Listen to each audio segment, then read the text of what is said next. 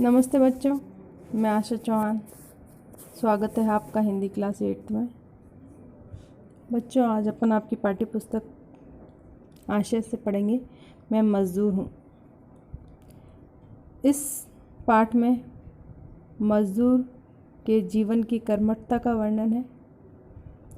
सृष्टि के निर्माण में मज़दूर का योगदान और उसकी पीड़ाओं को व्यक्त किया गया है। तो आइए पढ़ते हैं। मैं मज़दूर हूँ। मैं मज़दूर हूँ, जीवनबद्ध श्रम इकाई, शक्ति की इकाई। मैं मेहनतकश मज़दूर हूँ। आदमी के बनेलेपन से लेकर आज की शिष्ट सभ्यता तक की सदियों की चोट हूँ। ज़माने ने करवट ली है। काल के प्रवाह में जवार भाटे आते जाते रहे, पर मैंने कभी ज़मीन से लगाई सुस्ताने के लिए कभी फावड़े नहीं टिकाए। मेरे बाजू पर जमाना टिका है, घुटनों पर अलकस दम तक मेरे कंधों पर भूमंडल का भार है, उसे उठाने वाले एटलस के साथ। पर मैं जो हूँ कि कभी गर्दन में मोड़ नहीं डालता, उन्हें कभी बदलता तक नहीं। कंधे डाल दूँ तो गजब हो जाए, दुनिया लड़खड़ा कर गिर पड़े, जमाने का दौर बंद हो जाए, पर मैं वह नहीं डालता, न डालूँगा। मैंने निरंतर निर्माण किया है, विध्वंस न करूँगा। यदि करना हुआ तो पुनर्निर्माण, जिसके लिए कभी थकान नहीं महसूस होती, कभी अलकस नहीं लगती, रुआ रुआ फड़कता रहता है। मेरे निर्माण की परिधि की व्यापकता अनंत है।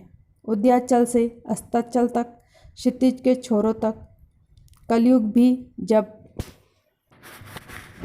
कभी अंतराल के गर्भ में था, मैंने नदियों के बहाव रोक दिए। बहाव में जो कभी ताज़ा थे, प्रखर प्रकृति वेग से प्रेरित।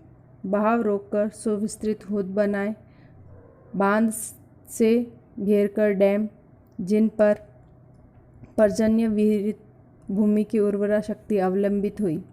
बढ़ते हुए समुद्र का मैंने जल सुखाया, दलदलों को ठोस जमीन का जामा पहनाया और उस पर फसलों की हरी धानी क्यारियाँ बनाई।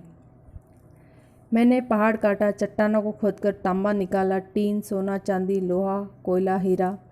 पाताल में घुसकर जब तपता दिन, नरक की रातों की अंधियारी के लिए उन खानों में उतरता, काटता, अपने मालिकों के लिए कोलार की खानों से सोना निकालता। सोना जो मेरे लिए न था। जमीन की छाती फाड़ फाड़ कर मैंने चमकते लोहे से कठोर हीरा निकाला, और दक्षिण अफ्रीका में आज भी निकाला जा रहा है, पर उसकी चमक के नीचे मेरी काली अंधियारी जिंदगी है। यहाँ पे मज़दूर बता रहा है कि किस प्रकार से मैं समाज की सेवा करता हूँ, लेकिन उस चमकते जीवन के पीछे मेरा जीवन किस प्रकार से अंधियारा और काला है, वो बता रहा है।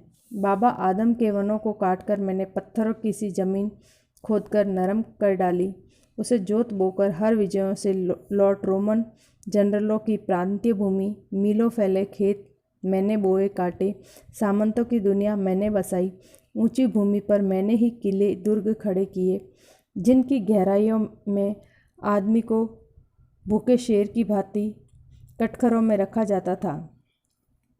अफ्रीका के जंगलों से बनेली हालात में डाके, चोरी, साजिश द्वारा मैं खींच ले जाया गया एक दूर की धनी दुनिया में। समंदर पार मेरे लिए स्वदेश विदेश की परिपाटी न थी।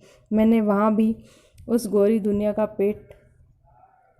अपना पेट काटकर संसार को अदा कर देने वाली उपज के बीच भी भूखा रहकर, फिर भी वही उनके लिए मैंने आसमान चूमने वाली इमारतें खड़ी की, जहाँ एक एक में गांव नगर की संख्या बसी मेरी झोपड़ियों से घृणा कर देने वाली दुनिया।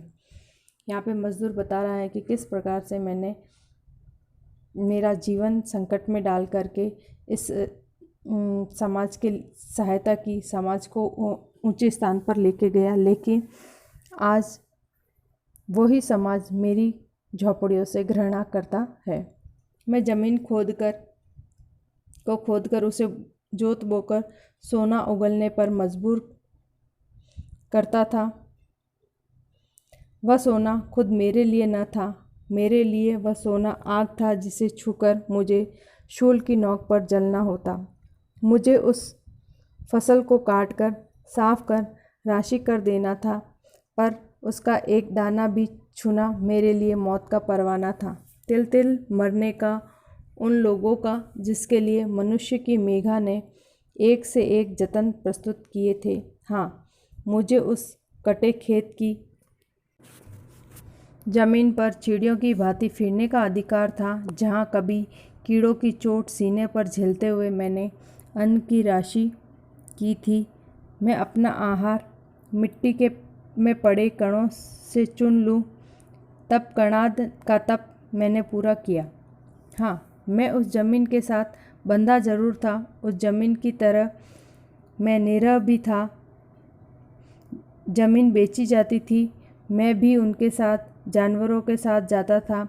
न उस ज़मीन को अपनी उपज खाने का हक था, न मुझे। प्राचीन काल से ही मेरी संज्ञा घर के मवेशियों की सार्थकता रखती थी। प्राचीन ऋषि तक ने जानवरों की ही भांति मुझ पर दया की ताकीद की थी। गृहिणी को ऋषि ने मेरे प्रति करुण होने की हिदायत करते हुए मुझे चौपाइयों के साथ रखा। उसे उनके सभी जनों के साथ दोपाया चौपाइयों की सम्राज्ञी होने का आशीर्वाद दिया। सम्राज्ञी द्विपदस्य चतुष्पद है। जंगल काटकर मैं भूमि के साथ बिता रहा। धीरे धीरे मैंने विशाल जनसंकुल नगर बनाए, जिसे खानों मिलों का दैत्य कोलाहल के शोर में धुआं उगलने लगा। उनकी चिमनियों की छाया में रात दिन मैं इसकी भांति जीते दम लोट लोट कर पसीना बहाता रहा। जब मशीन की चपेट में आकर मैं अपाहिज हो जाता, मेरा नाम रजिस्टर से खारिज कर दिया जाता। जब मैं उसकी चोट से गिरकर फिर न उठ पाता, तब मैं सड़क के कूड़े में डाल दिया जाता। मेरी मृत्यु की जवाबदेही किसी को न थी, न मेरे बाल बच्चों के प्रति, न मालिकों की अपने कार के प्रति। इस प्रकार यहाँ पे मजदूर बता रहा है कि अगर मैं काम करते करते अपाहिज हो जाता तो मैं उसकी जवाबदारी कोई नहीं लेता, न ही मेरे बाल बच्चों की जवाबदारी ली जाती थी। और मेरे बच्चे, उनके न घर थे न द्वार। मिलों की दीवारों की आड़ में, धुएं के बादलों की घनी छाया में, घास फूस टीन से घिरी मेरी दुनिया, जिसमें मैं ही सब परिवार न था, मेरे से अनेक अभागे थे। और वहाँ का पापमय जीवन शर्मनाक नरक के कीड़ों का। उधर की ऊंची दुनिया में उनके पार्लियामेंटों में पाप के विरुद्ध कानून बनते, और कानून बनाने वाले कि इधर की दुनिया में उन कानूनों को चरितार्थ करते हम कृतकृत्य होते रहे। चारों ओर घेरा था घरौंदे के पीछे उन मकान कहलाने वाले घरौंदे के, जहाँ दिन रात की मजूरी से थका मांदा जीवन बिना हराए टकराता और टकरा कर टूट जाता था। और ये घरौंदे उसी तेजी से गलापचा जीवन उगलते थे, जिससे दीवारों के पीछे के कारखाने तैयार माल बैलगाड़ी के रथ बने, रथ से महारथ। उधर हमारी मिलों ने क्रांति की और हमने भाप से चलने वाले इंजन गढ़ दिए। इंजन जो ज़मीन पर दौड़ते थे, पानी पर तैरते थे। बैलगाड़ी से रेल बनी, रेल और नाव जहाज। रेल सैकड़ों मील प्रति घंटे में दौड़ने लगी, जहाज आसमान चूमती लहरों पर तूफानों में नाचने लगे। पर मैं वहीं का वहीं। मैंने जैसे मोटर रेल से ज़मीन नापी थी, वैसे ही अब अपने लिए ही बनाए हवाई जहाज़ों से बाजों की छत लगा, पर जैसे मैं उनका कोई नहीं, भला उनके भीतर बैठने वालों से मेरा क्या वास्ता। नाव चलाने वाला जल पर उसे अपना कह एक दिन भर बैठ लेता है, हलवाई अपनी बनाई मिठाई को जब तब चख लेता है, पर जोड़ी बनाई मोटर को, जहाज को क्या अपना या उनका कह 1 मिनट को भी भोग सकता हूँ। यह मज़दूर कहता है कि सब कोई अपनी बनाई चीज़ पर थोड़ा सा ही सही हक जता सकता है, लेकिन मैं मेरी ही बनाई चीज़ को अपना नहीं कह सकता। इनके लिए मैं पहाड़ों से लोहा, कोयला, टिन खोदता हूँ, एल्यूमिनियम तैयार करता हूँ, तेल निकालता हूँ, तेल और पेट्रोल जिनके विस्फोट से अनेक बार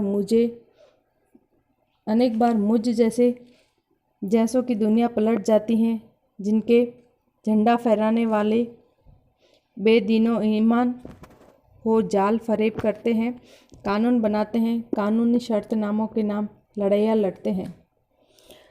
खूनी लड़ाइयाँ धर्म की लड़ाई है, अधर्म की है, गुस्से और बर्दाश्त की है, हक और नाम की है, लड़ाई और जंग है। दोनों को मिटा देने की भी है और कई किस्म की हैं, जैसे ये उनकी किस्म की परिभाषा बनाकर कहते हैं। मैं नहीं जानता उनकी परिभाषाएं। पिप्सू खटमल तक की जान निकलती देख एक बार घबराने वाला मैं दानव की भांति चलती मशीन के साधन सिरिजता जा रहा हूँ, क्योंकि मेरा कारखाना हरबे हथियार, तोप बंदूकों का, गोले बारूदों का, बम का। मैं तो तेली का बैल हूँ, मुझे कहीं भी बांध दो, मैं तो चलता ही जाऊँगा।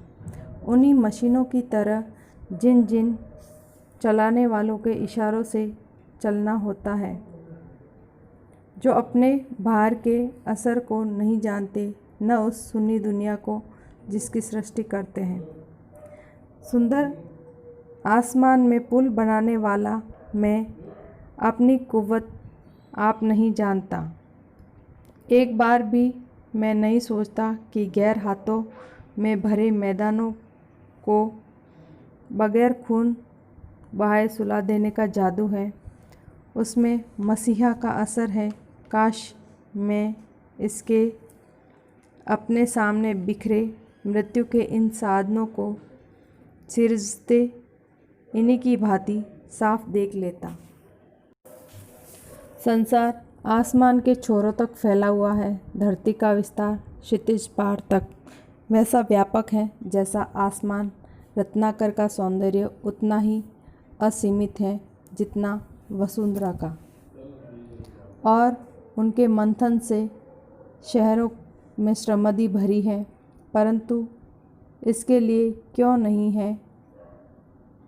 मैं पूछता हूँ। मुझ में कभी दानव की शक्ति थी, पर मेरे इस मानव मज्जा में, मेरी इन शिराओं में इनके तारों की जकड़ थी, पर आज इतना निसत्व मैं क्यों हूँ?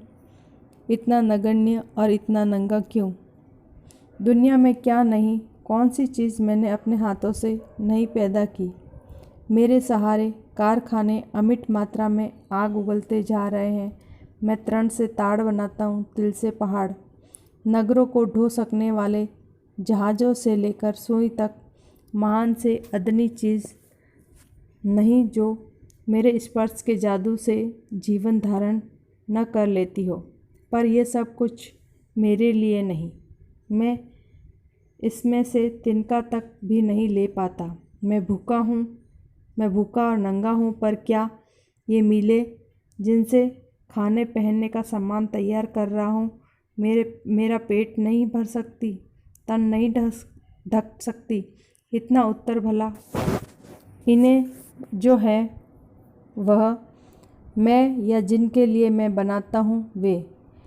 यहाँ पे एक मज़दूर कह रहा है कि जब मैं समाज को इतना सब कुछ दे रहा हूँ तो मेरी भूख, मेरी आवश्यकताएं ये समाज पूरा क्यों नहीं कर सकता? इसका जवाब कौन देगा? ठीक है बच्चों, आज के लिए इतना ही। मिलते हैं आगे। ओके।